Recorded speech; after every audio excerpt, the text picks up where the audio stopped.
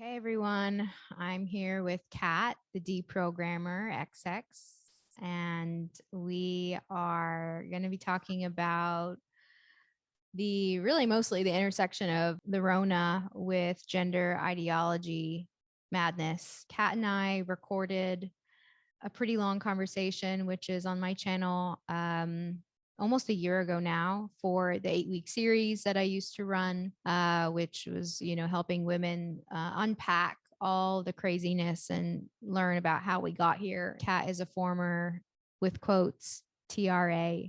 And really, over the course of my research, I would say one of the women I've looked to the most for answers. And really, at this point, I think of you as like a historian on the topic of gender identity and mind control and all that has ensued even since our last conversation. So I'm so excited to get back into it. And I want to mention that the biggest distinction, I think, as well from our last conversation is that your face is no longer distorted with the ribbon. We get to see your beautiful face. And I know you've been doing speaking events and really getting out there. And yeah, so. Okay, so obviously you and I have seen the damage that groupthink does when it comes to gender ideology. And I think in many ways, like without having gone through that experience, your, experience as a former, TRA, and my experience going through the birth world and being indoctrinated, I think without that experience of being like under that mind control and then coming out of it, it would have been far more difficult to see what's going on right now with Rona. And so I actually have a lot of gratitude for like having been peaked, before all of this has gone on. Yeah, so we're going to be getting into kind of groupthink and the dangers of that. I'm just curious, like what's going on in like your part of the world right now, where you are. Like, how are you seeing the groupthink, unfold in person? Yeah, and I just want to say something too about what you mentioned about how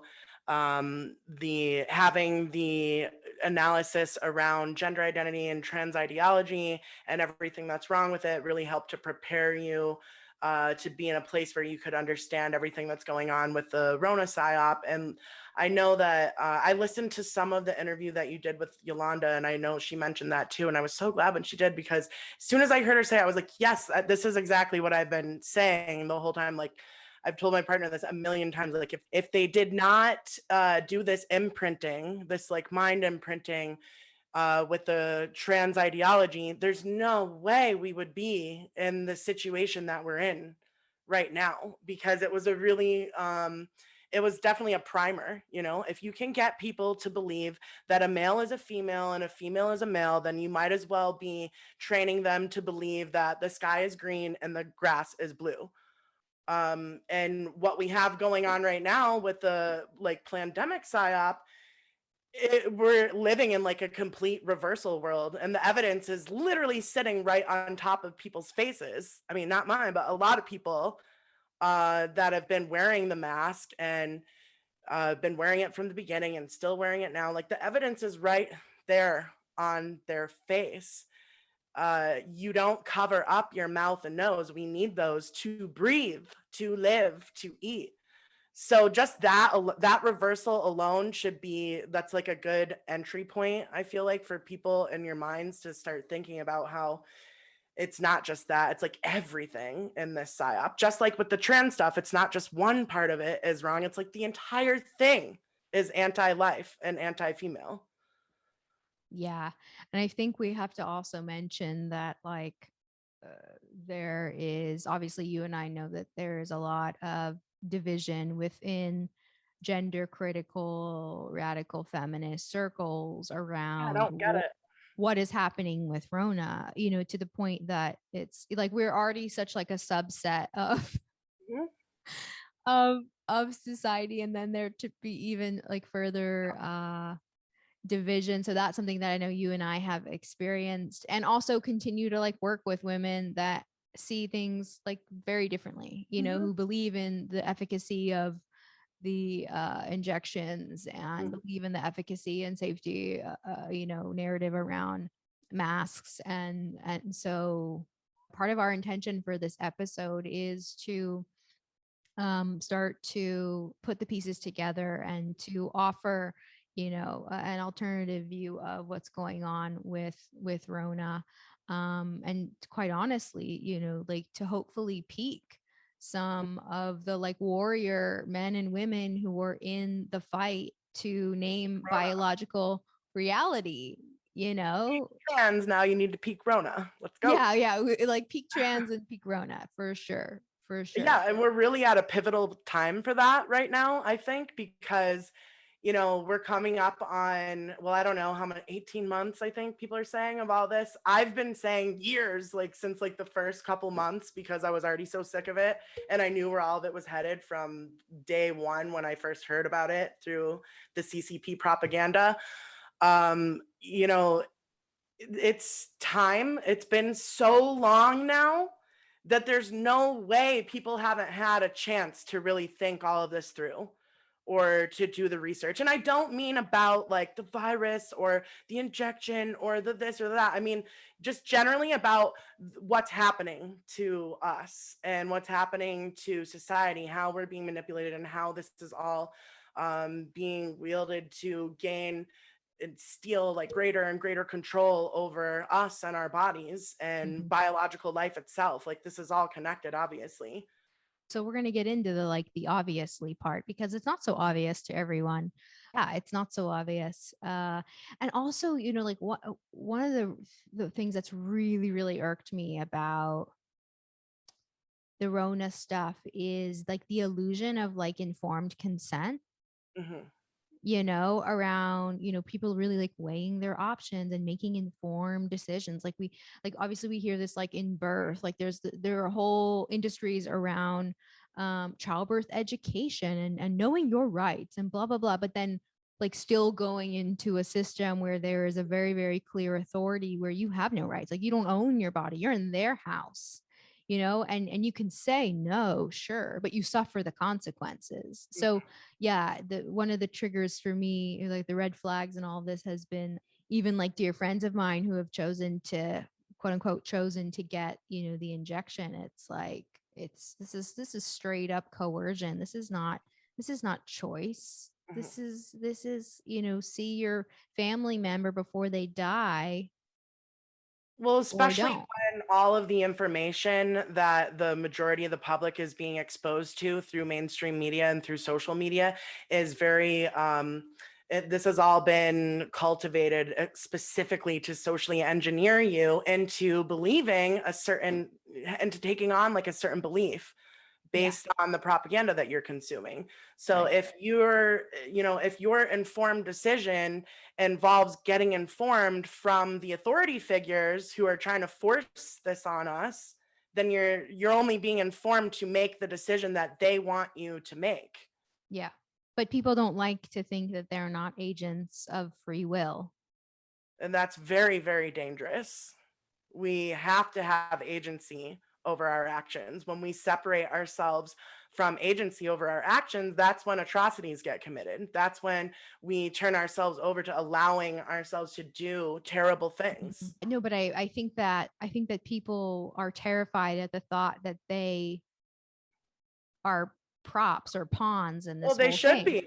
They should be terrified of it. I was a prop and a pawn for the trans agenda, and I'm terrified of that. I'm terrified how I was used. To this day, I look back and examine everything that I went through and how I was used and how I participated in it. Yeah. And I think about that all the time. And because I know that like I was participating with my own agency, that's part of why now I wield my agency towards like exposing these evil agendas, because I know that like what I do and say does matter and does have an effect. And just because I can't just sit here and say like, oh, well, I was just doing my job at the LGBT nonprofit. Like I was just, they told me to teach it and I did. I mean, to an extent, that is part of my story. They told me to teach it and I did, but it was wrong. And it doesn't absolve me from participating and, proliferating these ideologies that are just that have destroyed society, basically. Yeah. I'm not the originator of them. I'm not the one who put in all the money to make this happen. I'm not the one behind the scenes like coordinating all of it. No, but I was used as an agent and as a tool. And I recognize that. And I have to have accountability for that. Just like other people need to have accountability for their actions and behaviors. And if people are scared to think about themselves as like a tool, in this like corona pandemic reset, fourth industrial revolution, genocide like agenda that's going on, if people are worried about being a tool of that, well, great, that's good. That means you should examine why you're concerned about that and really, think about your role in this and what you're allowing, and how much are you going to allow, how much are you going to allow to be taken from yourself. We That's the first step. I feel like you examine that, and then you start to look into like, well, why am I doing this? Why aren't I speaking up? And Yeah. then confront that and start speaking up, because we need everybody to speak up right now. I think the biggest challenge right now is that we've been desensitized in so many ways for so long, to the point where if I see a photo, okay, my initial reaction to seeing a photo of a baby being used in a clinical trial for the Pfizer injection, I'm horrified, right? And then I asked myself, oh, wait, why am I shocked again? I mean, they give nine doses of injections at a 2-month visit. In the first 2 days of a baby's life, they've already had 2 injections, and if they're male, their penis mutilated. So, Mhm. it's yes, it's shocking, and It's not. it's It all the shouldn't be. same. It's just different And we weren't flavor. paying attention enough before. Right. Right. Nobody should be shocked, especially any women that have been paying attention to what's going on with the trans ideology. And Mm-hmm. like you mentioned earlier around like with the medicalization of children, right? Like we already know that the entire like medical industrial complex has been crafted in a way where doctors are pushing this like affirmative care for children who think that, are having gender dysphoria, or think that they're the opposite sex. They're like immediately affirmed in that and put on this path towards transition. We know that the whole medical system props that up. The pharmaceutical industry and the surgical industry are all part of this. Mm-hmm. If we know if we know that they will do this to our children, then why should we be shocked when we turn around and see them just like completely steal the air right out of our faces, Yeah. steal our Yeah. faces, even our identities. Yeah, for sure. For sure. And I just also want to mention that, like, I feel like it's important to those listening, know that you have been tracking all of this for over 10 years. You look so young, and I know some people are going to be thinking like, who is this girl? Like, is she 25? No. Okay, you've been tracking this for 10 years. And And so 5 of those years were like from within. right. Right. Yeah. Right. Or Yeah. I more just more of wanna those years even. Yeah, I um worked at an LGBT center in an administrative capacity when I was in my early 20s, and the work that I did was like totally around going into the public school system and indoctrinating children to this transgender ideology, which at the time I didn't even understand any of it. I of course thought that I'm this like accepting person, I want to help and all this. So as I was participating in training the students in the schools on how to think about and talk about transgender and gender in general, I was also being trained. right. And then not only were we in the public schools, but we were also working with local businesses, and whether it was like restaurants or stores or a lot of healthcare facilities and medical professionals, we would train them on the proper language and terminology to use to be inclusive of the transgender community. I would like one of the things that I would do is like get on the phone and call. I'd have like a list of area healthcare providers, and I'd go through and call, and I'd say, "Hi, this is so and so. I'm from the center in whatever New York, and I want to talk to you today to see if we can set up an appointment so that we can review your intake forms so that they can be modified to be inclusive for the transgender community. It's very important. Da, da, da, da, da." So that's the kind of stuff that I used to do. I'm not going to talk too much more about all that. I mean, we can, but And you go into that in the previous 2 episodes that I released yeah, with you. Yeah. yeah, I went into some of that there, and I'll talk about it more in the future, I'm sure. And some people have heard me talk about it a lot in different workshops and presentations. I will say, outside of working in the LGBT center, I also like, because I didn't work there for very long. But outside of that, I was very involved in trans rights activism because of my role there at the LGBT center before. And I was totally involved in a lot of grassroots organizing, particularly around like destructive environmental projects and stuff like that. And I carried over the like trans stuff from my work like into my like grassroots organizing work, where it was starting to be proliferated a lot in the environmental spaces as well, and then just generally across like the entire like left. So I also have experience dealing with it in a grassroots setting as well, and with people that I knew in my life that were very involved in trans rights activism legally, and then also through like propaganda, really like promoting it on social media, and with like even, you know, networks and outlets and stuff like that. So I've seen this at all levels. I know people that are famous from being transgender and out there spewing all kinds of like absolute bullshit. So that's why I'm glad that, you know, you've invited me on this program and stuff, because we've got to start counteracting some of those messages. Like, they've got platforms everywhere. We don't. Conversations like this, like, generally don't even happen in a way that it's going to be presented to the public. Conversations like this usually stay in like a small, between just you and I, or me and one other person or whatever. But we really need to start creating room to have these conversations and make the connections, because they're there. The connections are there. Yeah. Yeah.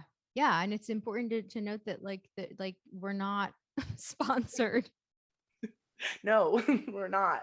We're definitely not sponsored. Most of our videos are demonetized. Yeah, we're not even allowed to see the light of day on the internet. So It's a surprise every day that our channels are still up and running. yeah, so go support Isabella's work and mine. I have a Yeah. Patreon. There's all kinds of ways to support us. Yes, and obviously I'm going to link your channel in the show notes for Thank everyone you. to see who don't already know you.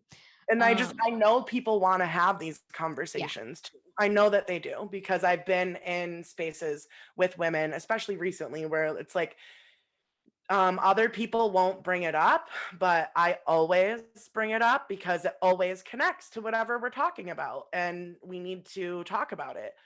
And I know that when I've been in spaces recently with women, in physical spaces, I bring it up, and I don't get shot down, and I don't get like attacked for it. I get like, really? Like, tell me more. Like, Mhm. explain this. What do you think about this? What about that? Yeah. You know, people want to have these conversations, but they're scared to. So what I was talking about was like closed like women's space, but in general, like out in public, trying to have like talking to people. I also think a lot of people want to have these conversations. And again, I know because I've been going around like making these conversations happen in my daily life, just going to the store or whatever. Because, you know, here in New York, I mean, we've been living under like full-blown tyranny since March 11th of like 2020. It started right away here first with the mask mandate, and as you know, like, I don't do that. I don't wear the mask at all. I've worn it a few times, only when I was totally forced to, because I was being withheld the ability to see my family member. And I wore it one other time to fly with, which I didn't want to, but that was also an interesting experience, just seeing how the airports have changed, because I used to fly all the time. And to now see what it's like in the airport, it's actually scary. It's very Yeah. eerie. It is so quiet. and nobody looks at each other. I mean, that's just general with the mask, like people don't make eye contact.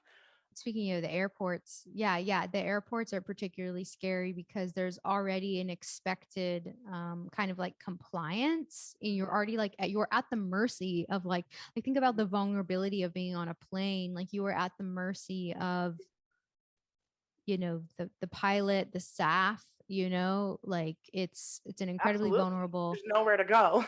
Yeah, there's nowhere to go. And like, yeah, something that was the most disturbing for me in the airports, I've traveled so much over the past. I mean, I've been to at least like 8 states in the past 18 months, probably like 12, 13 planes. The weirdest part of the whole thing was being in that kind of like maze, like lining up to go through airport security. So Yeah, like, like already like cattle.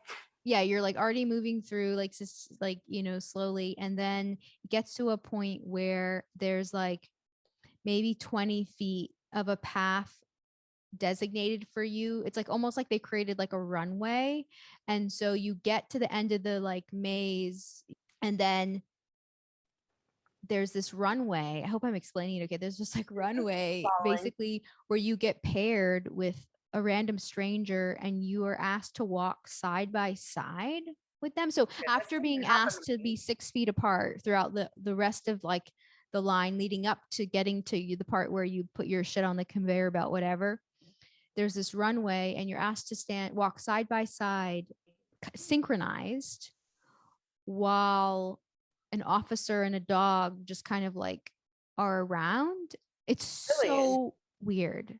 And what airport was that, if you don't mind? I had a bunch. It was, I mean, it was Not witness that.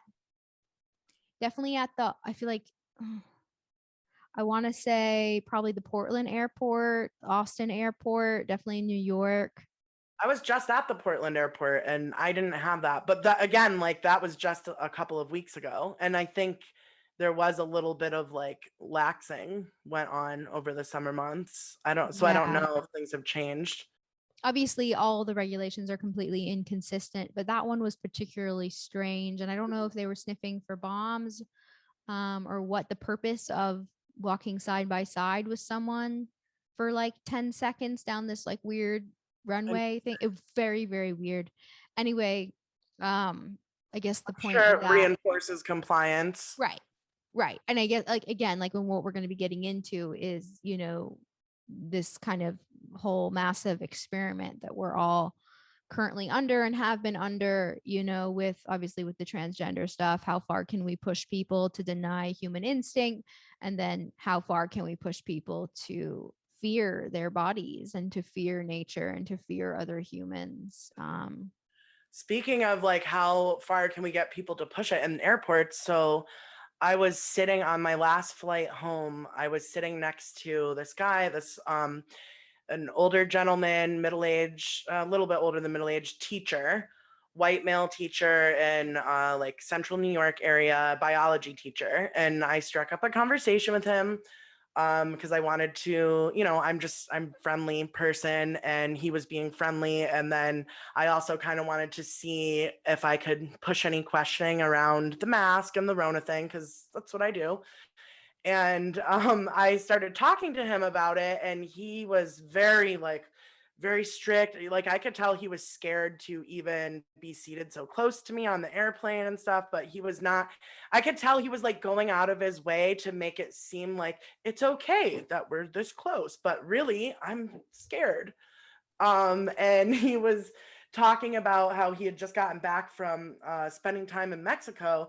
And I asked him what it was like there and what the restrictions were like, and if everybody was going along with it and stuff like that. And he said yes. And then he showed me his hands, like the palm of his hands at one point in the conversation. And it was like after there had been a lull in the conversation. So it's like he wanted to show it to me because like I didn't see it during the whole conversation. I was kind of minding my own business. And then you know how it is on an airplane, you like have a little chat again.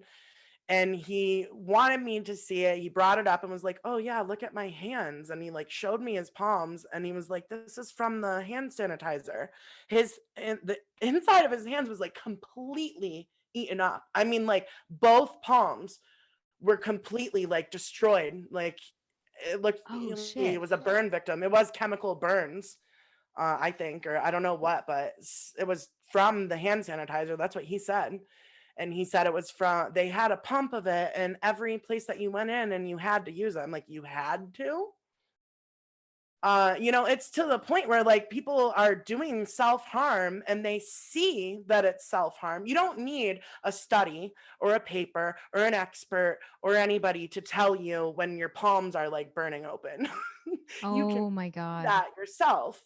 So you don't need anybody to tell you that it's okay or that it's not okay, because you should be able to make your own judgment about what's happening to your own body. But this is how far people have gone. And this was a biology teacher. And I said to him, um, the palms of our hands are like coated in all these like oils and special microbes that we need for our immune system. Looks like you've like burned all of yours off. And he just was like, like he was just compliant with it. And it made me actually really scared thinking about his students, and if this is how compliant the teacher is, Wow. that a biology teacher will like destroy their own like, microbiome on their hands to comply with a pumping something. It's just ridiculous. Wow. I I was mean, shocked. that's insane. That is so, so sad. That is so But that fucking people sad. are engaged in masochism and Right. sadism here. Yeah. I see that. I absolutely Absolutely. see that. Oh my God. Have you seen those memes that are like, tread on me harder, daddy? I actually have, yeah. It's really fucked up, but there are so many like BDSM, like kind of parallels to Oh, what's going on. absolutely. We could do like a 100%. whole talk on that in Yeah. itself. But wow, that is really, really sad. I mean, it sounds like he wanted you, I mean, to show you that, to show you Mhm. his hands. I think, Yeah, because he knew I was against it and he wanted to show me. Almost in a way of like he knows that it's wrong, but he's been doing it anyway. it's Uh, like a, so somewhat like someone who cuts themselves, who like wants to be found out, you I know? think it gives them a little bit of a psychological relief to know that somebody knows what they've Yeah. been doing. Yeah. Yeah. 100%. 100%. Wow. I mean, I would love to just unknowingly sit next to you on a plane. And I did ask him about the trans stuff as well. And I what did did. he say? 'Cause I was like, oh, let me ask you, you're a biology teacher.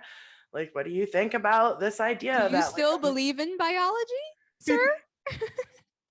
are you gonna burn that away too? Um, What did but he say? he was like, he got very like, uh-oh, like, oh no. And then he was like, well, it hasn't come up yet. I'm like, okay. Really? Yeah, he didn't want to You talk teach about it. at an Amish school? Like, what do you mean it hasn't come up Oh, yet? but again, like he didn't want to talk about it. And that's like, okay, this is like a big thing with groupthink. When somebody's under the influence of groupthink, they're going to avoid raising a question about like something that's controversial or even like addressing the topic when somebody brings it up. And I think like anybody listening to this is going to recall several times at least where they brought up something about transgender and like everybody was like, oh God, no, don't bring that up. Change the subject, something else, anything else. And also anybody that questions the official narrative with the pandemic psyop is also going to like incur like the same type of reaction from people that are engaged in groupthink around it. They don't want to talk about it. It scares them to acknowledge what they're doing, I think. And I did say psyop, and I want to say something about psyops because I realize that like I don't think that people know what they are or that they're a real thing. I've heard it talked about where people think that it's just, oh, this is just some conspiracy theory thing. Their psychological operations aren't real, but they definitely are. And like the United States military has like a psyop special forces unit, and it's like, capital PSYOP, psyop. And like their entire purpose of their existence is to induce and reinforce behavior that's favorable to whatever agenda that the government is pushing. And like I think it's interesting, like the Army's motto is, because there's like a couple different branches of it, I guess, and the Army has a motto that's persuade, change, and influence. And I just think that that's so interesting because persuade, change, and influence, we see that everywhere, don't we? Like, I think our emotions and like the motives of people and just our reasoning as a whole is totally being manipulated and changed, don't you? Absolutely. And I think people are getting more comfortable. Like, if I had to pluck out one thing that I think is the most upsetting out of all of it, Hmm. is people getting more and more comfortable Yeah. violating their instincts. Hmm. Like, not so much the people who I think are like ignorance is bliss, but like the people who know that there's something off, Hmm. um I think who most are, people do know something's off, but go ahead. yeah, yeah. But like, I mean, the people who are kind of gritting their teeth and getting the injection and like getting over with. Like, I know a couple of people who have told me, they said they weren't going to get it, and then one day they're just like, fuck it, I'm going to get it, and they didn't tell anyone like who would remind them of like why they weren't getting it, and just like went in, got it over, like literally dissociated to get it done, Mhm. which is like not something that's normal when you're taking care of your body. Like, I don't dissociate when I eat nourishing food. I don't dissociate when I'm like being held in sisterhood. I don't dissociate when I'm like moving my body in nature, and like fueling and nourishing my immune system. I mean, how could something be, how could something that's so good for you and so important cause such tormenting Mhm. thoughts? So that's the part. And again, we could all kind of sit here and think about the ways, like, it's easy to pass judgment on those people, and then also I could sit here and think about the ways that like I've violated my bodily integrity to get something done or Mhm. to fit in. If you think about like a way more like benign kind of example would be like, like drinking at a party when you don't want to drink, like But to there like, should be yeah, nothing wrong with us interrogating our own behaviors, right? Whether they're right or wrong, we should still yeah, be able to interrogate them. yeah. What we've talked about previously with the trans agenda, which is grooming children and adults to violate their most basic human instinct, the most important human instinct of knowing who the men are, who the women are. And then with Rona, just giving yourself to the collective, like literally handing your body over for this promise of collective safety, well-being, health, freedom, back to your normal, whatever the promise is, just handing yourself over. They really got us on both levels. With the trans thing, it's like such a individual kind of process. Like, how can I unpack my inner transphobia? Like, how can I come to a place of acceptance? And then with Rona, it's all about like, how do I give myself over? How do I like join this like military of fake bodily safety Mhm. situation? I don't know. I'd have to think. I have to articulate it a bit Yeah. better. But yeah, there's something like distinctly introspective that comes with trans ideology versus what's happening with Rona, which is, like really rapidly with a sense of urgency trying to convert everyone. Mhm. Yeah, I want to say something about there's so many good points you just brought up, and I don't want to lose them, but you said something earlier about dissociation and like you don't dissociate from like something that's a like good, healthy, positive experience, but you do dissociate when you're doing something that you really don't want to do, that you know is going to hurt you, that you know could hurt you. Like even when even just think about something simple as taking a risk, like taking a big risk, like say you're like outside or whatever and you like you're on a hike and you like jump over like a big, like there's a big stream or something and you jump over it and you don't know that you're going to make it or not, and maybe you're too scared to do it, and then something takes over you and you're like, just go for it, and then you dissociate a little bit and you just do the action, and either you're okay or you're not. But like there's, you know, like risk taking, I would say, is like when you dissociate as well. So I think that you also dissociate when you're doing something that you know is going to hurt somebody else. Often I think, especially like in like people who haven't been part of like social justice cults might not get this, but if you have been part of it, you'll know that like there's this thing where you internally like examine everything you do and punish yourself for Mm. actions that you participate in, or you know, just even parts of yourself that exist, like even to the point like where people, oh, take a shower, well that's, you know, you're draining like water, and we only have so little water supplies, and haven't you heard of water wars, and like Nestle owns all this water, and like, yeah, I know all of that, but I'm still going to take a shower. But in the past I might have told myself like, oh, like keep it really short, you know. Even small things like that, I'm saying that because it's kind of relatable when it's Yeah. like something like that. But you know, when you're part of these social justice cults and stuff, you end up just like, you know, doing all this like internal punishment of yourself and silencing of yourself. And every action that you participate in, you see it as either like something good or bad, you know, like, you know, I go to the store and I buy a coffee. This is terrible because I'm participating in capitalism. And like these coffee beans, were they like harvested like in a sustainable way that like respected the workers and their right? Like, you know, I think you follow where I'm going with that. And then you also brought up this idea of like society and the individual.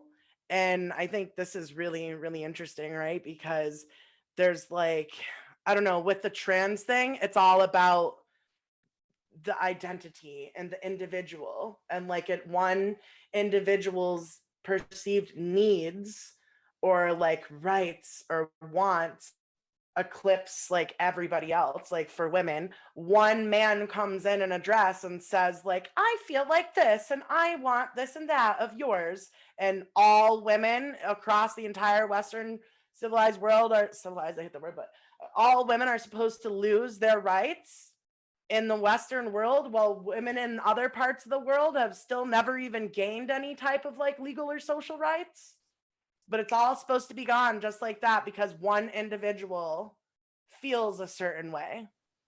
And I think that this is really like this relates a lot with the Rona stuff, because it'll be like if I've noticed this happen in situations like if one person is uncomfortable because they're scared of like either like, I don't know what, getting people sick, or someone's going to get them sick, or they're going to contract it asymptomatically and spread it to somebody else, whatever people get scared about. If there's just even one person like that, I've seen where the rest of people will just like kind of defer to that person's like perceived like fear and say, oh, well, we need to make them comfortable. So, you know, whereas like we could just not have them here, or tell them like, hey, if you want to come and you can't wear a mask, then maybe this isn't the right time for you to come and be around everybody.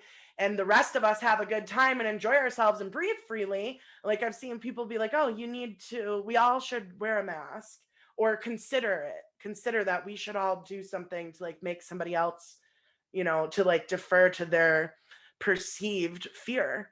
And with trans stuff, it's like this perceived victimhood, because there is no victimhood. Like a man walking around in a dress that can't go into the spa or the bathroom or whatever, he's not a victim.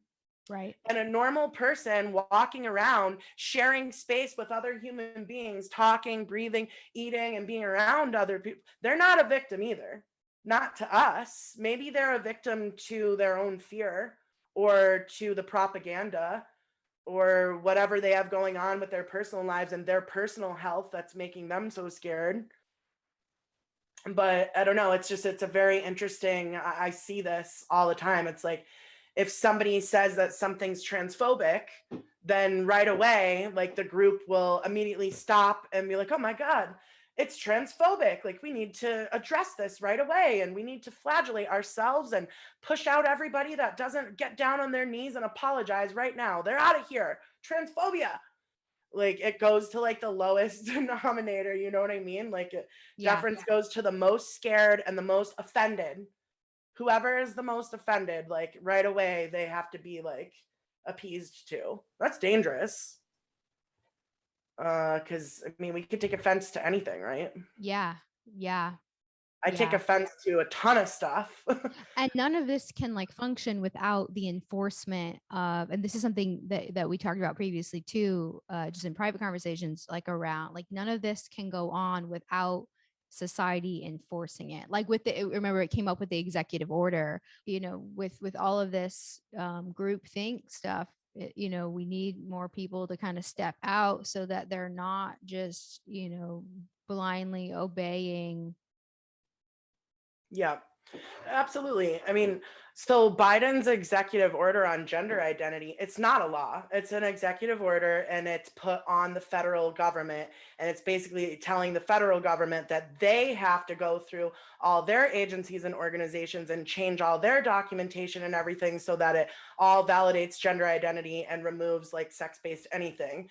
And so they want the federal government to do that on all their agencies, and they're hoping that this trickles down to the rest of society just through like groupthink and compliance and the will, the like need and the want to be accepted and to not be seen as like, you know, somebody hateful and bigoted that doesn't care about whatever progress, whatever stupid notion. So yeah, the thing with the executive order, it's not a law. And that's just like with the mandates, they're not laws either. And like from day one, walking around in New York State being told on day one of the mandates, which was almost 2 years ago now, that like, it's a law, it's the law. I'm like, it's not a law. Do you understand how laws work? And that's sort of what we're dealing with as well. We're dealing with a population that doesn't even understand like the basic mechanisms of the overt control system, let Right. alone like the deeper, more esoteric layers of how all of this functions. They don't, lots of people don't even know or care to know about how the law works. Like, I asked so many people, like, do you know what a law is? It's not a law. A mandate is not a law. I was literally walking around with a copy of Cuomo's executive order, showing whoever at whatever place I was at, if I'm getting, you know, told that I need to wear a mask or I can't be there or whatever, they won't serve me, showing them the executive order, showing them how it's not a law, showing them how even within that there's exemptions for anybody. Anyone who cannot wear one for any reason is exempt. That's what it said in the order from day one. And Cuomo himself, it was on the news multiple times saying like, we can't force people to do this. People have to choose to do it and make the right decision. That's what he said over and over again from the beginning. And I was telling people, we don't have to do this. You're only doing it because you've been told to. And with the stores telling me like, oh, well, this is a, you know, we can refuse you service. Well, no, you can't, not without it being against the law. You can refuse me service, but that's discrimination. You're a public entity hawking your goods and services to the public. I'm a member of the public. If you are going to exclude me personally on the basis of what, my health status or my inability to cover up my mouth and nose, no, that's a violation of civil rights law. And that's another thing with this, like, civil rights law is being violated at the same time when we're supposed to be like, you know, like with the whole trans movement, they've like modeled themselves off this like this like totally perverse like idea of what they think the civil rights movement was. And like, they've modeled themselves after that. And like now there's all this stuff pushing this rights discourse and like equality and all this stuff, and at the same time segregation and discrimination is going on and it's being enforced. The fight is, as long as I exist, as long as you exist, like we're going to be fighting against these oppressive forces. That's just all there is to it, especially at this point. And like, you know, even with all these like experiments on like obedience and to authority and like conformity and stuff, like a lot of what I've read of that is basically like the people that show some resistance from the beginning or very early on are the ones that ultimately in the end resist. And the people that go along with it, to like after a certain point, those people will go all the way. And by all the way, I literally mean like killing somebody, like so I think that for myself, I've been resisting this entire thing from day one, before it ever even like got to Europe or whatever. As soon as I started seeing the propaganda coming out of the Chinese Communist Party, right away, of course, all my alarm bells are ringing, because my family are survivors of the communist takeover of China, and I pay attention to what goes on there as much as I can, and knowing that it's all propaganda and seeing what was coming out of there, I was like, oh shit, this is how it's going to be done. Because maybe I've told you this before, I've definitely told other friends, but like in the lead up to in the like years, few years leading up to this, I was really investigating just like the money and the power behind everything, because my work with when the trans agenda started to fall apart for me, I started looking into all this stuff, things that some of it I'd already looked into before, but I just was building this really big like picture of what was going on, right? And like I realized right away with this thing that like, oh, this is how these like global governing bodies are going to push through all these like insane like things that they want to see happen to the world, the changes that they want to happen. Because I would read through stuff before and think, how is this going to happen? Like how is this level of control going to be exerted globally over everybody? Like what type of false flag could, like what type of like staged event or psyop or what kind of situation could propel everybody into this like authoritarian like psychopathy? What can do it? And I never thought about like this idea that it would be, oh, a disease, an illness, a disease. Isn't it funny how they call it a disease? I thought it was a flu, now it's a disease. But like as soon as it started in China, I was like, oh, this is how they're gonna do it. They're gonna convince everybody that like there's a major threat to global health, and because of this major threat, then we need to have all of these like restrictions, and they're going to take away all of our freedoms, and seize whatever bit of autonomy that we have, all under the guise of public safety and health. Of course, this is perfect. Why didn't I realize that before? It is very elaborate. But we could sit here and go on and on about like all the like all the ways that this was planned and all that. That's not necessarily what I want to do in this conversation, because a lot of people have done that already. It's out there. If you want to know how this, if you're listening to this and you want to know how all of this was planned for decades, generations, hundreds, thousands of years, even some people would say, if you want to know how that's all been done, the information is out there. And you can look up like even simple things like, the Rockefeller Foundation's document on like lockstep, or like Event 201, or there's all kinds of stuff out there that you can look to. Yeah, the Plandemic 2-part series, the documentary is also good. That's available on BitChute, that goes into the work of Judy Markovits, and also kind of follows, like really is an expose on Fauci and Fauci's kind of claim to fame with the with HIV and AIDS. So yeah. Okay. So are you feeling ready to move into the Milgram experiment?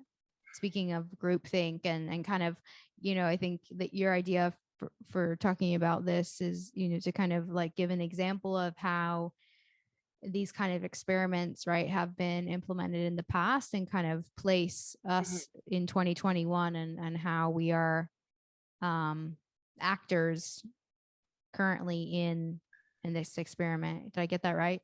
Yeah, and even like just to kind of foreground going into the Milgram thing, like I think you at least know about my work around Edward Bernays and like uncovering some of that propaganda. I don't know if you've seen the Torches of Freedom campaign video, but like I think that is like a good foreground for going into the Milgram stuff, because some women might be more familiar with the Torches of Freedom campaign and this. So I'll just quickly say, like, what it was basically a historical example, I'd say, of like a psyop of the US government working to persuade, change, and influence the public, right? And they worked with Edward Bernays, who is basically called the father of propaganda in America anyways. And he was the nephew of Sigmund Freud. He's the granduncle of, I think his name is Mark Randolph at Netflix. So Yes. there's like a Yes. whole lineage of control and programming going on here. But anyways, Bernays, like he worked with the United States government. He contracted with them. He also worked with like massive corporations like CBS and NBC and Procter and Gamble in the medical industrial complex. So he was working with all these big entities, and he was like hired by the US government to sell the idea of World War II to the American public, and selling the idea that they need to get involved in it because it's going to bring democracy to Europe and all of this. So that's a little bit about who Edward Bernays was and what he did when it comes to like early, like the shaping of early feminist messaging and stuff. He actually was hired by the US government to promote cigarette sales, because during World War II, they were contracting, the American Tobacco Company was contracting with the United States government, and cigarettes were being provided to soldiers in the trenches, right? Because it was a lot easier to just smoke a cigarette that's already rolled than to pack a pipe or like whatever. So that's like when the cigarette manufacturing took off. And after the war, they didn't have that same market for the cigarettes, right? So they were like, what do we do? We need to keep the cigarette industry rolling. What do we do here? So they actually devised a plan, like Bernays and the American Tobacco Company devised this plan that they were going to now target women to be their next consumer audience. And like, I'm not going to tell you the whole story of it now, because people can go and watch the documentary that I put together that goes through all of this. But like, what ended up happening is that Bernays used women to promote the idea that like smoking cigarettes was like equal to female liberation, and they needed to break the taboo of women, females smoking. And so to do that, they said, oh, well, if you smoke a cigarette, then you're resisting and protesting male domination. So all these women started to engage in like this groupthink around smoking cigarettes, because I think like I don't know offhand, but there's charts that show you how much the cigarette sales increased after that campaign, and how much women started smoking. And the like just like days, weeks following that campaign, female smoking went up like huge amount. And like basically like what the whole thing proves, or what a big takeaway from it that I think people should have, I don't know that everybody gets this from it, but I think it shows that, and it proves that people can be coordinated and they can be scripted, and they can be used to create staged events and scenarios that get presented to an unknowing public, right? And that then manipulates people's thoughts and behaviors. And like with the in the beginning with the Rona thing, like I talked about the propaganda coming out of the CCP, and I saw these videos, right? I don't know, tell me if you've seen them. They're not around anymore. I mean, I'm sure I could still find them, but they were floating around in the beginning on social media of like just like a random scene in a street in China, and like somebody would just keel over and just drop dead from the Rhone. Or it would be in like a medical setting, and a doctor would just like keel over and like, he died from Rona, he just dropped dead.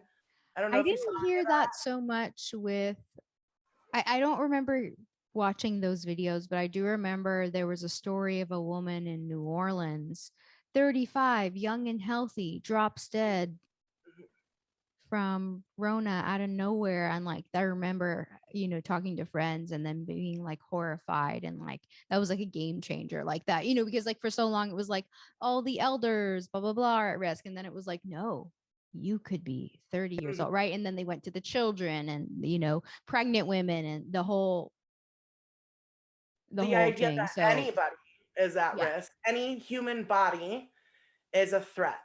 Right. The human body is a bioterroristic threat. The unvaccinated human body is a bioterroristic threat. Right. But the one injected with the chemical cocktail is not. Right. Somehow. Right. So I don't know much about the Milgram experiment. So this is, mostly new information for me. So I'm going to certainly have questions along the way. So if I was to ask you, if I was like an authority figure and I were to ask you to deliver a deadly shock of 350 volts to somebody else because they did something incorrect, would you do it? No. No, you might actually not though, because you actually show a propensity for resisting groupthink, but the overwhelming majority of people did or would. I think that should go on like my dating profile. It shows a great propensity for resisting groupthink. May not kill with 350-volt electric shock. Oh my God. That'll get you all the dates. I may or may not participate in murderous groupthink. Oh my God. Okay, I'm ready for the next question. A little bit because this shit is crazy, right?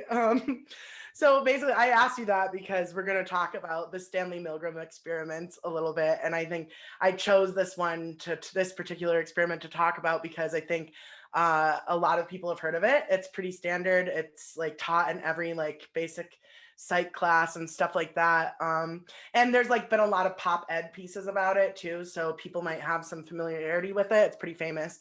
And it was carried out in 1961 at Yale University.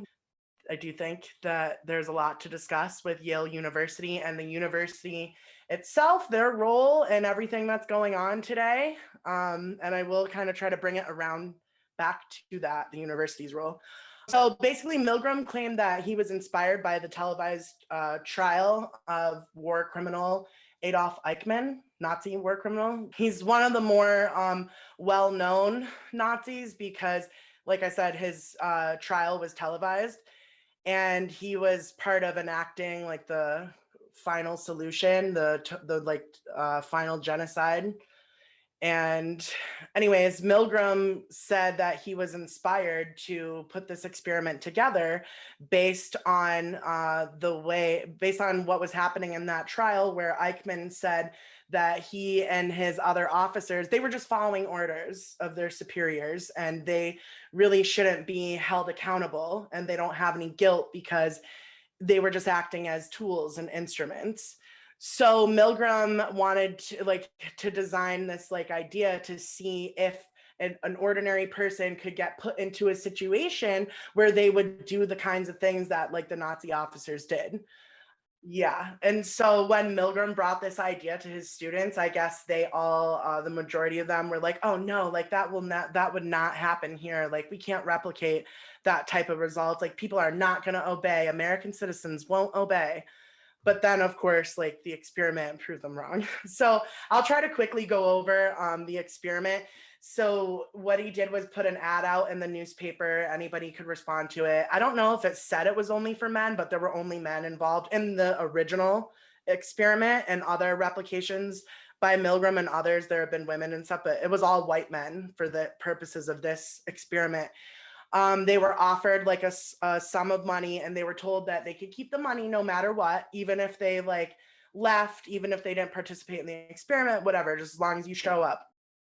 So what would happen there, Milgram wasn't actually part of the experiment. He was like behind a two-way mirror observing, and there were three roles in the experiment. Basically, two of those roles were stooges, like cohorts of Milgrams that were in on the whole thing.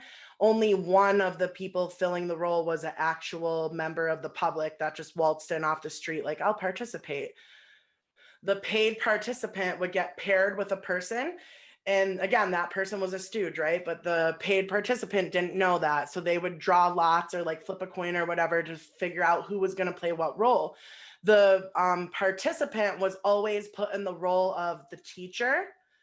And the other two that were in on it, one was the student who was supposed to be learning from the teacher, and the other was the experimenter, who's the authority figure who's supposed to be conducting the experiment, the Yale authoritarian figure that you're supposed to listen to. Basically, like the other participant would just be like a middle-aged, like average looking guy, similar to the one that was being brought in as a participant. So they would feel like, they're pretty similar in society's eyes, at least. The student would be hooked up to an electric machine with like all these electrodes and buttons and stuff, and they'd be physically hooked up to it. And the participant would watch this happen and see like, yep, they're all like plugged into this machine. That would be in one room. Then the teacher, who is the participant, who's not in on it, would go out into a room next door with the experimenter. The experimenter would start telling the teacher, you have to get this person on the other side of the wall in the other room hooked up to the machine to learn a series of words. And every time they fail to get it correct, you have to administer an electric shock. Nobody was really getting shocked, but the participants were led to believe and shown that, like, see, it shocks and everything, led to believe that it was real. Okay, the student's answers were preset and his cries of pain were recorded ahead of time. So he wasn't actually screaming on the other side, but it's all pre-planned. The student got 3/4 of the answers wrong. So the participant, the teacher, would keep on administering shocks. And eventually the learner on the other side would be like banging on the wall and screaming like, please stop, like, I can't take any more of this. And the teacher would keep looking at the experimenter like, like, what should I do? And the experimenter would just go on, right, with these pre-scripted prods saying like, please continue. You must continue. The integrity of the experiment requires you to continue. It's absolutely essential that you continue. You have no choice but to continue. But remember, they actually did have a choice because they could have left at any time, and they could have also kept the money that they were being offered. It's not like they were going to leave and not get the money, and they were like, oh, I need to be here because if I don't, like, I won't, get this money that I need. No, they had free choice to leave at any time. But so what ended up happening in this original experiment is that 65% of the participants would continue to administer the electric shocks until the student on the other side was totally unresponsive and like ostensibly dead. Yep. Even when and you can go and watch these, you can watch some of the recordings from the experiments and replications of it, but you can see that the person is like screaming and begging, and the participant is still continuing because the authority figure is saying to go on. So like I said, with that experiment, it's like, well, they were all white males, and maybe if it was women or like other racialized groups or other group of people, then maybe we'd have different results. It's been replicated with women and with all kinds of different groups of people. And most of what I found shows that in the replications, not only are people as obedient as the original experiment, but they're like even more obedient now. Wow. Yeah, like there was an experiment done again in 2015. There was one in 2009 where they found 70% of the participants would just keep on going. And then in 2012, this I think is interesting. In 2012, there was a French television game show where they replicated the experiment, and they switched it up a little where the game show host was basically the one who was the authority figure. And so replacing the scientist or the doctor with a game show host, and how would people respond? And in this case, 81% of people complied with the delivery of like lethal shocks. Why do you think that people would do it even more so on a game show? Because it's being explicitly filmed? Yeah, maybe because they're being watched. Or they like a game show host, people might assume that there's some neutrality involved in a game show host, like in the way that people assume that referees in like sporting events have some kind of neutrality, like maybe the charge, maybe the thought of like, like the abuse. Like I don't know, I haven't really heard many stories of like a game show host ever like abusing the participants, like versus like a teacher or a doctor or some kind of more explicit authority. Or maybe it's because they were promised, like they associate complying with the game show host rules to like getting the pot of gold at the end of the show. And so like the appeal of getting the money at the end is like even stronger than this being like for science. It's like more individualistically like minded, like I'm gonna make that money, like I'm gonna win, I'm gonna be the winner here, versus I'm gonna help this Yeah. team of researchers get to some kind of because like with the original experiment, like they were told this is for research. Mhm. They were told. So I don't know the terms of the game show scenario. Yeah. So those are my thoughts. Yeah, no, that's really interesting. I don't know all of the terms of it, but what I read about it was that they tried to line it up like exactly as the Milgram experiment was, just replacing the authority doctor science figure with the game show host. I don't know exactly why more people would comply, but all the things you said are good ideas. And I also wonder if like just the lure that people have towards like the screen and being on the screen and celebrity and being like seen by a lot of people, and like I don't know, there's like a maybe like a popularity aspect, even though you're doing the wrong thing, you're still getting a lot of attention. Right. So I don't know if that's part of it as well, or maybe they just like assume, oh, I'm on a game show, like nothing bad's gonna happen. I'm not really sure. But I do think that aspect of the screen and like the production and like I don't want to say Hollywood because a game show is not necessarily Hollywood, but like Right. the glitz and glam of like the TV screen.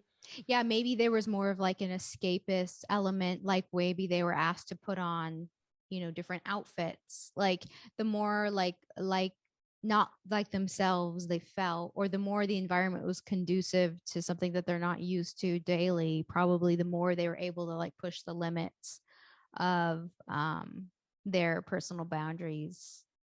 Like the power of costume, for Mhm. example. Or even like now and like I don't know if you've heard of this, but I've seen like social media influencers, not anybody that like I follow or anything like that, but I've seen videos of influencers coming out saying that they were offered this amount of money or that amount of money to promote this vaccine or that vaccine. And actually, even if you have, I think even just 5,000 followers, you can start getting incentives. And this isn't a secret or anything. There's Hey, no one's reached out to me. I know, right? I'm just kidding. I mean, I'm not kidding. That's the truth, but I don't feel weird. I mean, obviously, I would never endorse any kind of pharmaceutical No, product, but obviously. I'm like, oh, I'm so insulted. Like, wait, you don't want like a turf representing your brand? That's so weird, so strange. Might not be the best brand ambassador. Um, Oh my god, that's interesting. Yeah, that's interesting. But it's like even people that don't agree with things still go along with them. We see that all the Of time course, with the of Rona course. thing. Like, they Yeah. don't agree, but they do it anyway. So I don't know. When it comes to like, what does the experiment show?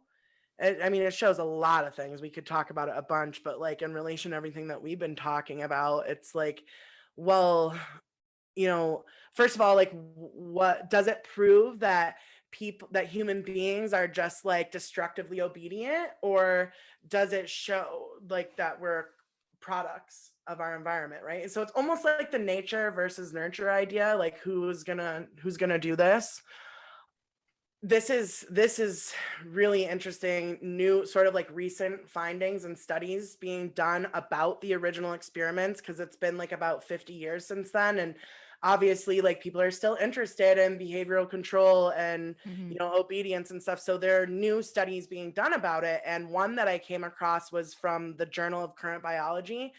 And they found that, in particular, acting under orders causes participants to perceive a distance from the outcomes that they themselves actually caused. So it's like their Mm. agency is being removed, right? Because they Right. feel disconnected from the Right. action. They're complying Ah, to the order. The order is not their agency, it's somebody else's agency. So they feel disconnected from what they're doing and the outcomes of it, even though they're the ones that are actually committing the act. And in the experiment, they can get up and walk away, but they keep on going. right. And like when this thing has been replicated, I've seen a bunch of replications of it in interviews with people that were experimented on and whatever. And they all, like, not all, but a lot of them say like exactly what the Nazis said. Like, well, I was just doing my job. Following Like orders. it's their responsibility. I'm just the participant.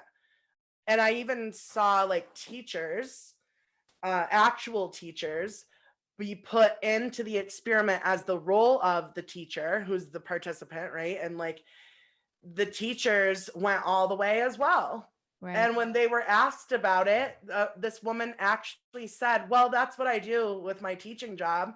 The state gives us these mandated tests and we administer them to the students, even though we don't agree to them.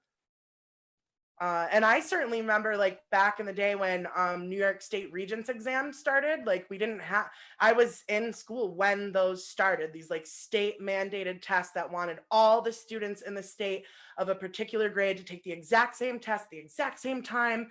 And it was going to like measure us all out and all this stuff. And I remember my teachers at the time being pissed. They were like, I don't want to teach to the test. Like this goes against like my whole curriculum that I've designed around how I want to teach my students and the best way I think that like I can teach them and that they can learn from me. And now we have to teach to the test and it's ruining the Yeah. classroom. Yeah. I remember the regents. I remember taking those in high school. Yep. So yeah, one of these women actually said that like, yeah, well, it's just like at school where the state hands it to me, I administer to the student. And again, like this is with the roles in Milgram's experiment, the participant is always the teacher. So this experiment isn't just about obedience, it's about like how to like get people to it's about like information transfer, right? And like how to force people to Wow. learn something the way you want them to learn it. Oh my gosh. That makes so much sense. Like the degree of separate, like the 1 degree of separation Mm-hmm. makes it so much easier to implement. Yeah, that makes, so I don't make the rules. Like it's Yeah, I their don't make the rules. rules.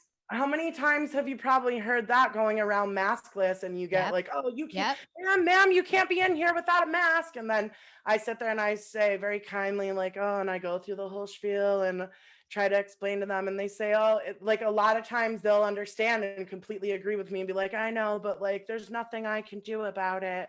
Right. Doesn't Right. happen so Or much like, anymore. don't take it out on me. It's like not my problem. Or like, I don't want Exactly. to wear the mask either. Don't shoot the messenger, Right. right?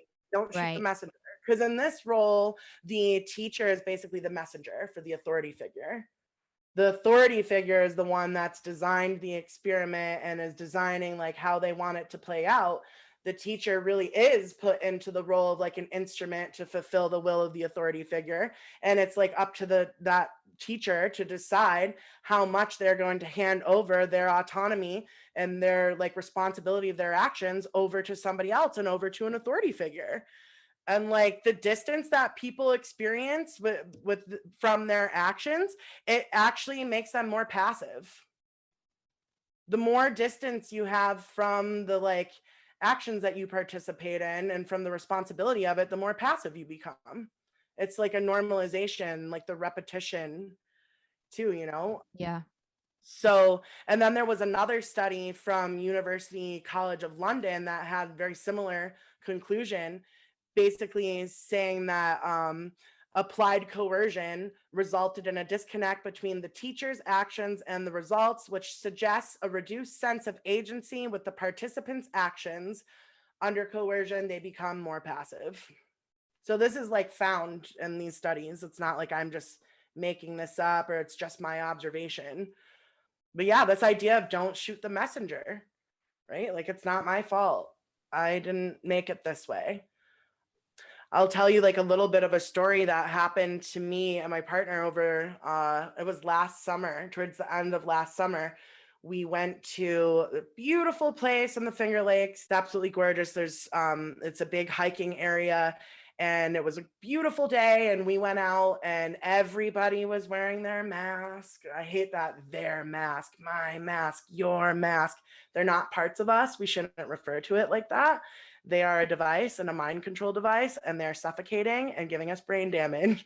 But anyways, people were going around wearing them on this beautiful day, and we had whatever, we enjoyed it, even though there was muzzled people all over, and we had a great time, exhausted at the end of the day, right? Need to go and get food. We start walking out of the state park area. You can smell the food coming from down the street. We go down to this restaurant. I see there's a big outdoor eating area. There's tons of people sitting there with no masks on, eating their food outside. I walk up, I see the sign that says, oh, you must wear a mask or whatever, but I'm maskless. And so is my partner. And I walk up, I speak to the hostess. She talks to me normal, doesn't say anything about my mask or lack thereof or whatever. Nothing. Gives us a wait time. We stand there right there next to everybody. Wait, they bring us in. We go to be seated at a table. Just as I'm about to sit down, I walk past some woman. She's like on her phone, an employee. She looks up and she's like, oh, you can't be in here. You can't be in here. As we're sitting down, I'm like, well, why not? Like, we're already at the table.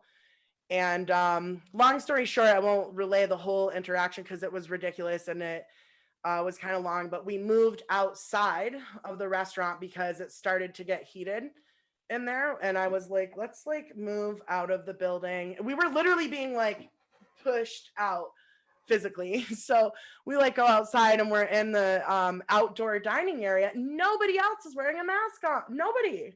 They're all look just like us, totally normal. Suddenly all the customers start ganging up on us with the employees saying the governor said you even if you don't like it, it doesn't matter. And people telling me I don't agree with it, but I do it anyways because yeah, this is what people were screaming at me. And men old enough to be my dad are screaming at me that I need to obey the governor's orders and stuff. And I'm just I'm sorry, but I don't see Governor Cuomo here. You know, they were all telling me, blame Cuomo, blame Cuomo. I'm like, no, I blame you. You're the one sitting here screaming at me and accosting me when I've done absolutely nothing wrong. Right. And you could all be sitting there eating peacefully, absolutely, maskless, enjoying your food. We weren't there to disrupt anything. We were hungry. We just came to eat. And same thing with the employees. They didn't have to treat us like that. One man came out from the back, and I don't even know who he was. And this is the thing with the masks too. Anybody could be anybody. Right. Okay, some huge man comes up to me with the mask on. There's nothing that says that he works there or anything. And he's in my face screaming at me. I'm like, could you please back up? You know, and it's just the fact that people were all wanting to blame the governor. And I was like, well, Governor Cuomo's not the one standing here telling me that I can't eat dinner. It's you people. Right. And what do we do with that? You know, and even recently with the We Spa thing, you know, in the video, I'm sure most people have seen it, but in the video, you know, Cubana Angela is saying to the receptionist, there's a man in there with an intact penis. There's a child. This is not okay. This is, you know, and the employees just keep on saying well, there's nothing we can do.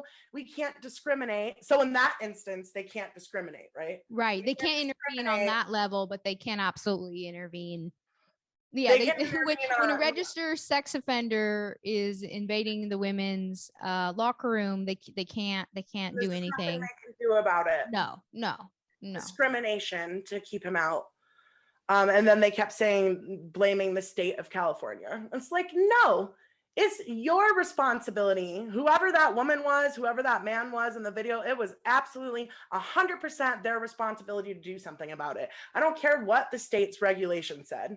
We all know that it's not okay for a man to be in a women's space around children, either of those things, with his genitals out or not. It's not okay. And we know that. And just because the state says it's okay doesn't mean we should go along with it.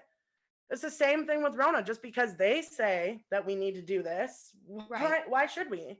I mean, that really illustrates just the kind of picking and choosing of what is what people really want to show face about, really what it comes down to. It's like I think the stigma around people revealing that they are questioning the Rona situation is, I think, bigger, more impactful than even what's going on with the gender identity stuff. Oh, I definitely. mean, it's, and here we are, you and I, sitting on both very inconvenient,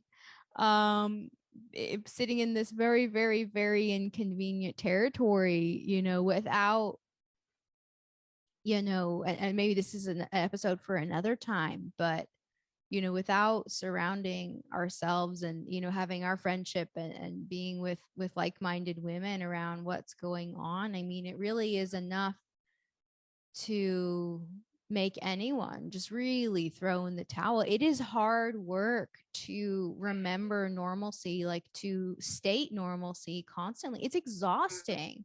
It's Absolutely it is. exhausting. I remember my first I guess the 2 months that I was in New York at the very beginning of all of this, I was basically just waiting for my last, you know, client to be done with my last client in New York. And then I left. But I remember those first 2 weeks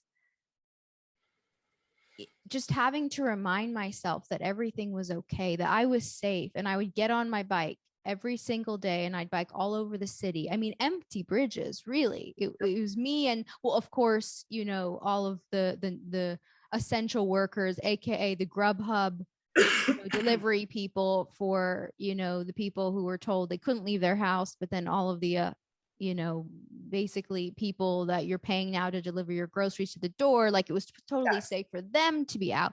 Oh So yeah, like the basically, lowest paid, like the lowest paid wage right. workers that have the hardest hours, make the least money and get the least benefits are still, they're deemed now, all of a sudden they're essential. They Right. weren't essential before. No, they were treated as expendable and nobody could give a crap about them. And now all of a sudden they're expendable, but they're like still in this like hyper exploited service role, catering to all the people that are working from home, who Yeah. generally are in a little bit of a step up of a class.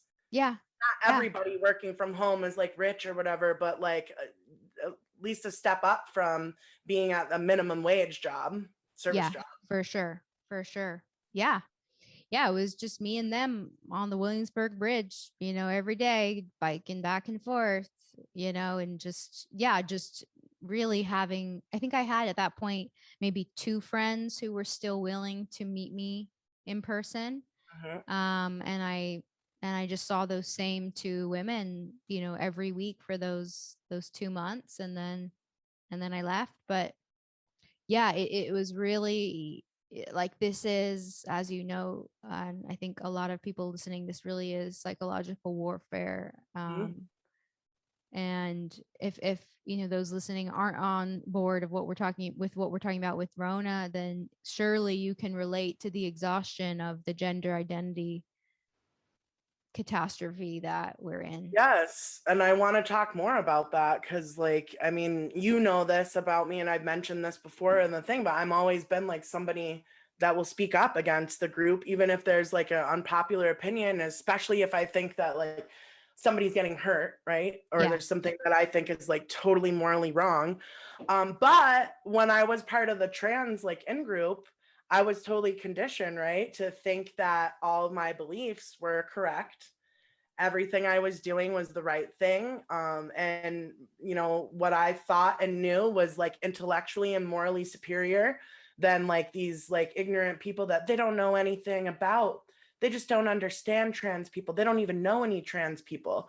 People say that to me all the time. You don't even know any trans people. Like, oh, I'm like, actually though. You have no idea. Actually though. Hey, you and I are trans right now. Isn't that how it works? Like, Yeah, if we say so, then it is. But I remember stopping myself from saying things or like asking a question because I knew that it wouldn't be acceptable to my yeah. peers, and that it was like pushing the limits of what was acceptable. And like I didn't want my friends to be angry at me, and more importantly, I didn't want to look stupid, and I didn't want to seem ignorant. And especially for me, is because I've spent a lot of time around like really smart, like highly educated people, and myself, like I never had the privilege to going to college or any of that. I never even graduated high school, and like I was, and I still am, I'm pretty sensitive to this like idea of being immediately perceived as stupid and uneducated, because that's what I faced a lot of my life, like being in a low class and service industry. And like, it's just right away, I'm assumed that like I don't know what I'm talking about or whatever. So, of course, when I started questioning the trans stuff, I was like, part of what holds you back is like there is this like moral and intellectual superiority around the whole like trans ideology. And if you don't get it, then it's just because you're stupid or you're a bigot. So if you're questioning part of it, like maybe you're a messed up person, or maybe you are just you just don't understand these concepts. You just can't Right. get Right. Like there's an excuse for you if you're like conservative Christian, never been exposed to this stuff. Like there's time for you to get educated, but if you're like a well-read turf, then you're the bigot. Like, and I got so many DMs at the beginning, when I started talking about this stuff on my Instagram, just from women. Oh my God, you're just confused. Wait, let me break it down for Let you. me Oh my help God, you. let me help you. Let me help you. Um, yeah, so that's something that I do not do anymore with like on the other side, like I'm very much, in my lane these days, showing up here, have a resource guide and posting, but I used to use that same kind of superiority, like kind of have that same kind of persona where I would incessantly send resources, to people who had an unwillingness to read anything that I sent, and so I think kind of the for those who want to get involved, it's like really, again, kind of staying in our own business, like what you and I are doing now, rather than uh, for lack of a better word, like trolling other people's pages, DMs. Like it is, The back and forth, it is such a waste of time. it's such a Really waste wish of women time. would focus more on like creating content and also building personal analysis, making connections, and be a little bit more open to understanding that not everybody is going to see things the same way you do or use the same language that you do. Yeah. That's a really big thing as well. And like, there's just as you're talking, there's so many things I'm thinking of that when it's my turn to talk, I'm like, wait, now I was listening to her and I forgot what I was going to say. But there's so many things to talk There's about. so Like that just much. goes to show how much of Yeah. this conversation is not being had, and Yeah. how much we're not thinking about and talking about these things, not Yeah. just you and I, but just like as a whole. And like, and I wanted to say what you were saying about like going on over the Brooklyn Bridge, and it's just you and a couple other like waged workers biking around, and like having to remind yourself that like you're safe and it's okay to be out there because And everybody else was yeah. inside from the fear. And just to be clear, I wasn't, and I am not currently a waged worker. I was on my way to see my chiropractor. So just Right. full disclosure. Thank you. But like when you said that, it made me think about like some of those times, right? Like back when I was still involved in the trans group think. And like even after I had had these like shocking extreme peak like trans moments that some of you have heard me talk about, and like I started unraveling this like massive deception that is the trans agenda, and like even though I was positive that I was wrong and I knew it, I still would sit there and have to tell myself like it's okay that I'm Mm-hmm. thinking this. It's okay that I'm rejecting it. You're doing the right thing. Like I would have to tell myself over and over again, you're doing the right thing. The way that you were looking at it before, you were confused, you were brainwashed, and you need to like think in another way. Like I forced myself to think in another way. And like, and it wasn't even that hard because it was like actually as soon as like my mind cracked around the programming, I just like completely started rejecting all of it. Yeah. But I had to keep telling myself, like, I'm not just being transphobic. Like, no, this isn't just me, like, hating on somebody or being like, I had to tell myself for a long time I wasn't transphobic in the beginning. And I really had to do a lot of work on myself and I spent a lot of time alone. And that was really important as well, because once I was alone with my own thoughts and I didn't have all my peers, my friends, and like other people that I can look to for like, for like mentorship or want to hear like as guides or whatever, as soon as they weren't all like in my ear, like telling me what I should think about all of it, I started to like hear myself again and Yeah. my own questions. And that was a really good thing. And I want that to happen for other people, not just about the trans, but about what's going on with the pandemic, because it is all interconnected and they couldn't do one without the other. And like the pandemic is all about the fourth industrial revolution, which is all about pushing us further towards transhumanism. And as we know, and like some of your other guests have talked about, like Jennifer Bilek and also Athena talked a lot about the connection between transgender and transhumanism. And I definitely want to talk more about that in another conversation, but that's part of why it's so important to understand the Rona Yeah. psyop. When it comes to the groupthink, there's a whole bunch of people out there who are engaged in groupthink, and they think that we are engaged in groupthink and say that those of us who won't go along with it are. But that doesn't really make sense to me because we're not like a clearly defined group. No, we're not a clearly defined group. We don't have a clearly defined authority figure that we're all showing allegiance to. The people that are going along with this, like there's a clear class of society that is pushing all this through, this like expert managerial class. And they're all over the mainstream media and they control all the corporations and all the governments, and they're the ones pushing it. And those people that are listening to them, they're engaged in groupthink, but they're being propagandized to that we are the ones engaged That we in are that we are radicalized for refusing an experimental injection. Mm-hmm. And I even when doing research for this conversation, I didn't read through the whole thing because it was so like ridiculous. But Psychology Today, it's like one of the first thing that comes up when you type in like groupthink and coronavirus or whatever I typed in. One of the first thing that came up was from Psychology Today, and I was like, oh wow, they wrote something about it, huh? Maybe there's something critical here. No, the entire thing was like designed to like say how we are like these horrible, stupid people who just like can't get out of our own way. And like, it was honestly what it reminded me of was narcissistic projection. When, like somebody has said something about me, like trying to attack me, and I'm listening and thinking, you're literally describing yourself. That was what this Psychology Today piece was. Like, I don't know who wrote it or whatever, but it was projection, and it was like everything that they're accusing us of doing is what they're doing. Yeah, I just think that's really interesting that that's what the propaganda is telling people, that we're involved in groupthink. That I've also seen propaganda saying that we are psychopaths, literally I've saying seen that, that too. using Yeah, that yeah, language, yeah. that we're psychopaths because we don't care about hurting other people. Even though my entire motivation for speaking up about any of this is because I know that if this continues, I'm sorry, but we're sealing the fate for the destruction of humanity and life on Earth. That's the like logical continuation of this like experiment that we're living under.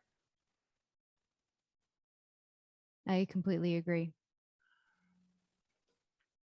Um, Well, I know that this is the start of many many more conversations. I think there's so We gave a much good that we start. covered. No, there's so much Good that we start. covered. And I'm really looking forward to hearing the responses, from everyone Me on too. this.